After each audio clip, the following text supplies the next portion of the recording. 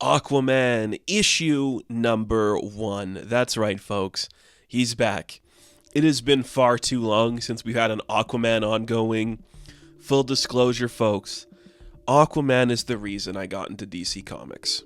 He is. I love the concept. I love the design. He's a character I connect with and enjoy. And for as long as I've been doing comic book reviews and talking about comic books and superheroes on this channel, there hasn't been an Aquaman ongoing.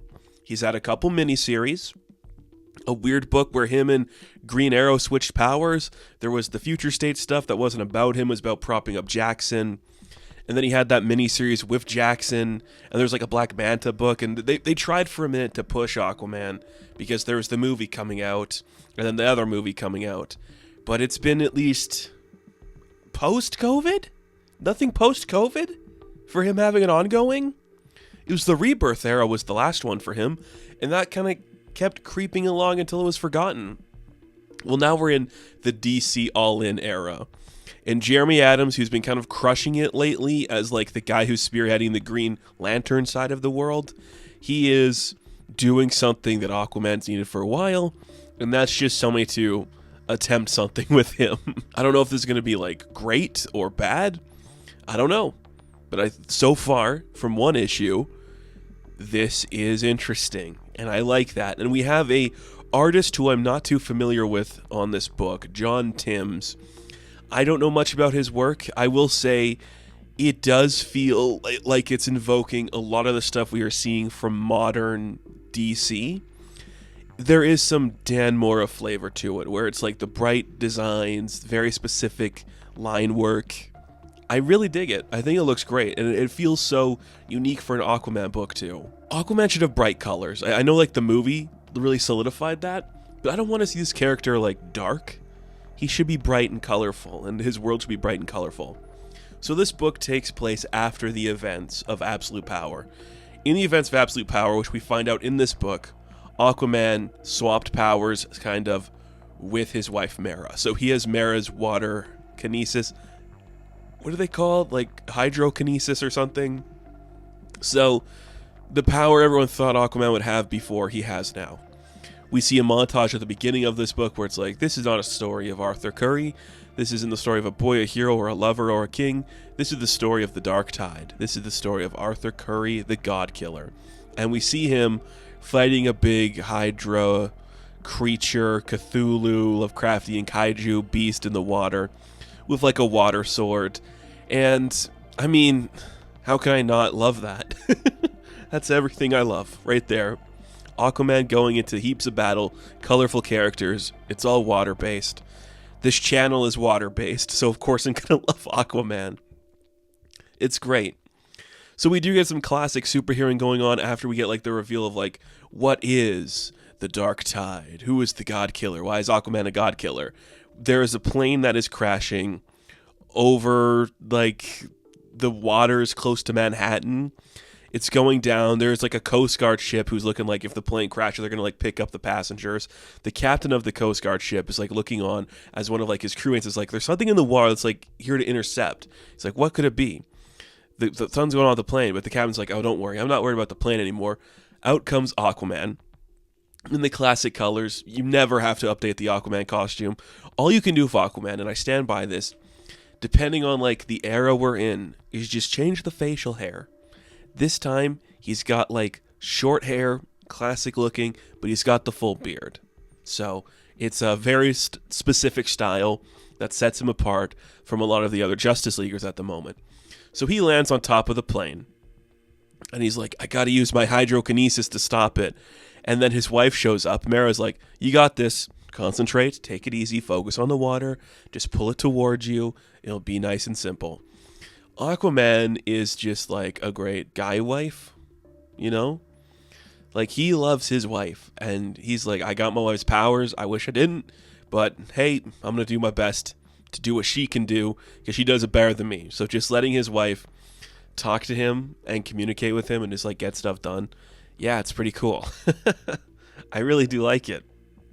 So he's able to land the plane, and the ship comes to pick up some of like the passengers that are stranded there. Aquaman also calls like orcas and whales to like let people off the ship. Like, that's awesome, okay? That's awesome. I'm sorry we're going so in depth on this book, but I just love it so much. So the guy just, like, is obsessed with Aquaman, and it's a great training for him as a superhero, but now he's got to go do his Atlantis duties. So they head back to Atlantis, and this is where Arthur is his most bored. He's like, I don't really want to do all, like, the paperwork that comes with ruling, but I guess I have to. So it's actually Jackson who tells him, like, something that Garth found, teeing up both Aqualads in this book. We found, like, a weird pearl. It's kind of, like, magical or something. We don't know what it is. We'll, like, figure it out, but you got, like, some kingly duties to do. So Arthur heads away, giving their daughter, because, yes, we still have the daughter in this continuity. And her name is Adrena, which is a great name. And he's like, all right, time to go be a king. And he sits on a throne, and people are, like, asking him questions and stuff. Oh, no, these sharks are too close to my farm, and it's scaring me. And he's just like, this is tiring. A lot of cool characters and great designs. That's what this needs to be. That's what we're getting. It looks great. And then he goes to investigate the pearl that they found, and it's very interesting. He's like, okay. Then somebody, like, runs up behind him, like, there's trouble, my king. He's like, where's the trouble? I'm going to go be a superhero now. So they head to Daytona Beach in Florida, where a big kaiju made of water is attacking the shoreline. And yeah, that is what should be the case. A big kaiju made of water. Aquaman has a new power where he can control water. That's going to be so cool to see. No other heroes, no other Atlanteans come to help him. He just, like, blasts in, tries to attack it. It's made of water, so he tries to run through it, and he crashes into a building, and, like, an old couple find him. They're like, you okay, son? He's like, yep, I'll manage. Bursts back out, and he's like, all right. It's made of water, and it looks like Godzilla. It's a Godzilla water monster. I control water, so maybe I can, like, concentrate. And he starts to, like, figure out how to, like, use his power to control it. He's like, okay, I got this. Just focus on the water, quiet on everything. Thinks he's gonna do it. And then suddenly it bursts into, like, some weird energy, and it's gone. He's like, okay, that worked. And then he hears Mara scream his name, like, Arthur. So he's like, what was that? Something's happening.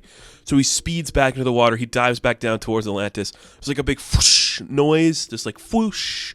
And when he gets there, Atlantis is gone. It's decimated. It's moved away. And nobody is there except for the glowing pearl that Jackson and Garth showed him earlier. So he's like, how did this happen? I wasn't gone anywhere. So he takes the pearl. It's, like, vibrating. And he goes to the watchtower. Just shows up. He's like, where's Batman? Goes into the other room. So he meets up with Batman and Wonder Woman and Zatanna. They're like, I don't know what happened. I was fighting some monster, and then I heard Mara's voice, and there was, like, a blinding light, and they might be dead. I don't know, but this pearl has something to do with it, so I need to figure out what that is. And this pearl could maybe lead me that direction. Zatanna uses her magic. She can't find anything wrong with the pearl. Like, it's clearly coded in some ancient magic or something, but it feels like there's tapestries that were, like, placed over it to stop me from finding anything. But I did find something that is giving off, like, a very similar vibration. And he's like, where is it? So Aquaman heads out. He is with Batman and Wonder Woman, which I'm like, that's cool. That's a fun idea. They go to, like, some place in, like, the depths of the ocean. A weird special, like, Batman submarine aircraft thing. There's, like, this ancient portal that's covered in, like, moss and just has coral growing over it. And Arthur brings out the orb, and it starts glowing in front of it, and it places itself inside it, like, bursts the thing apart. And he's like, I don't know what just happened. Like, why did that happen? And he realizes it's like a gate. So whatever happened to Atlantis, something is connected to this pearl.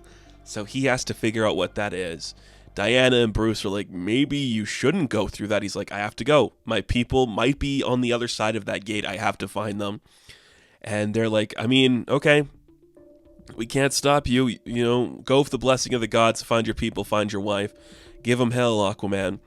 So he goes through the portal. There's a huge light that bursts. And the final panel reveals to us what that portal was and what that gate was. It crackles light and fire and turns into the symbol of the Omega, whatever, just the Omega logo, the Dark Side logo. All In is all about that stuff. Jeremy Adams is clearly playing ball. It's like, is this going to be connected to the stuff going on elsewhere? Probably. Do I think this means Aquaman ended up in like the Absolute universe and that's why there's no Absolute Aquaman book? I don't think that whatsoever. I think this is like an ancient Omega thing that's going to have mystic creatures, and we're going to do like a big Jason and the Argonauts thing on the other side, which I love, okay? One of the something I've thought about for so long, if I were ever to do Aquaman, is like a Jason and the Argonauts. Have him do a huge trial that's this like old pantheons and weird creatures that he has to battle his way through, to like save his child or something. That's the vibe I'm getting from this book, and I think that's sick. But it's still so steeped in continuity. Like, even when they first acknowledge the orb, what do they say it like looks like? They give you like some citations like this strange pearl, see Flashpoint Beyond #1, The Flash number 785, and Batman Brave and the Bold number 18. So that is also bringing up Flashpoint Beyond. And in Flashpoint Beyond, if I can get a little, conspiratorial here, that book ends with like the Lost Times, and one of like the teases that Jeff Johns was setting up in that book was like the Golden Age Aquaman. Now I don't think that's going to have anything to do with this, but it's weird that you choose Flashpoint Beyond, because it's been a while since I read that book. Is there a pearl in Flashpoint Beyond? I don't know. Nonetheless, this is everything I want from an Aquaman book. He's the king. He's got a distinctive beard. He's not looking like Jason Momoa, which I don't like. I don't like that look for him. The long hair can work for him sometimes. I don't want him being too scraggy, okay? I like this clean cut. I like the artwork a lot. I like the coloring for this book. It's very classic-y, but still maintaining something fun that is distinctively Aquaman. Cool new villains to fight, like a water monster. That's sick. I'm all in, which is this era of DC, unironically, but I am all in on everything this book is telling me. Like, this is how I picture Aquaman. This is how I want to see Aquaman behaving. I am for this thing. I am for what we are doing here. It makes me very happy. I'm sold. I am sold on this journey. He's in another dimension having to fight magical creatures. It's going to tie back to the Dark Tide we were setting up and the God Killer stuff for him having a new name. That's great. A water sword. A water sword. That's cool. Unrelated to, I once created like a character for a book I was working on that was like, they were called the Flood Knight, and they had like a giant seashell as a shield. Now, if I see that appearing in this book at any point, I will know Jeremy Adams and I think the same way. Or, maybe it's John Timms and me that think the same way. There's something about this team I'm excited to see where they go. So, Aquaman, issue #1. Man, does it feel good to say that. I am going to give a 10 out of 10. Now, thank you all for watching this review. Be sure to like and subscribe to the channel. As always, you can check me out on Instagram, TikTok, and Twitter.